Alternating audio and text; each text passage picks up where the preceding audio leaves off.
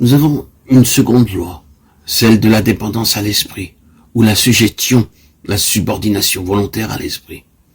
Et ce qui me semble-t-il l'exprime mieux encore, c'est l'expression qu'emploie Paul à propos de lui-même, lié par l'esprit, acte 20-22.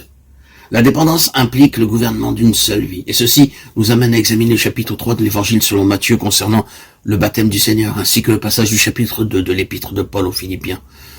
Nous savons que le Seigneur était sans péché et qu'il n'avait pas besoin de se faire baptiser. Il est donc important d'en saisir la signification. Le Jourdain typifie le calvaire. Le Seigneur est là dans une double représentation, celle de la vieille création qui bientôt va être jugée, c'est le côté de la mort, l'autre celle de la nouvelle création, avec le côté de la résurrection.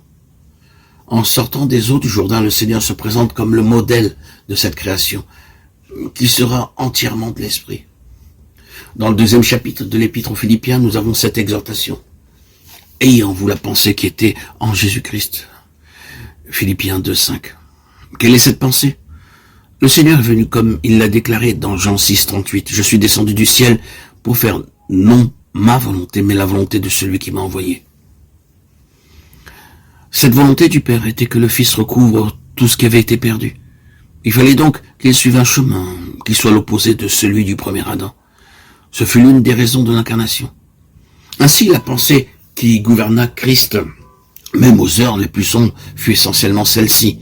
Toutefois, non pas ce que je veux, mais ce que tu veux. Matthieu 26,39.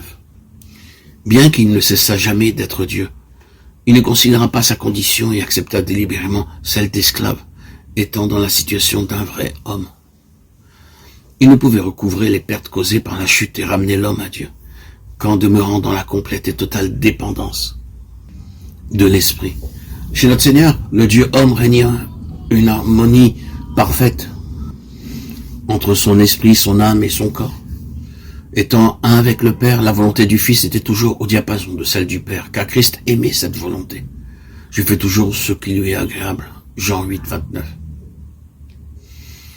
Ainsi, après avoir considéré quelque peu le modèle parfait, quel but Dieu veut-il atteindre par l'enseignement de ce baptême et de cette déclaration de Paul en Philippiens 2,5?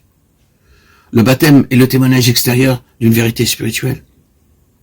Lorsque nous nous identifions par la simple foi dans la mort de Christ comme étant mort à notre vieil homme, cela signifie que nous reconnaissons et attestons que le gouvernement de notre vie propre, celle de notre moi, a été brisé et que maintenant, unis à Christ par la foi, nous sommes un avec lui dans la résurrection et vivons pour lui, en lui et par lui.